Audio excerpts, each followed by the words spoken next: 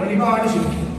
என எந்த ஒரு செயல் செய்தாலும் அந்த செயல்ல விக்னங்கள் இருக்கக்கூடாது அப்படிங்கிறதுக்காக முதல்ல மகா கணபதியை வழிபாடு செய்து மகா கணபதியினுடைய அனுமதியை பெற்று அடுத்ததாக மகா சங்கல்பம் அப்படின்னு சொல்றோம். இந்த நாள், இந்த நட்சத்திரம், இந்த கிழமையிலே இந்த அற்புதமான வேலையிலே நடைபெறக்கூடிய வேள்வியினுடைய 30 கோடி தேவர்கள் ஒரு கணபதி ஹோமமாகப்பட்டது செய்யப்படுவதற்கு முன்னதாக விநாயகரின் அனுமதியை பெற்று அந்த கணபதி வேள்வி மற்றும் மகாலட்சுமி வேள்வி, சுதர்சன யாக வேள்வி, நவக்கோள் வேள்வி என்று சொல்லக்கூடிய நவகிரகம்.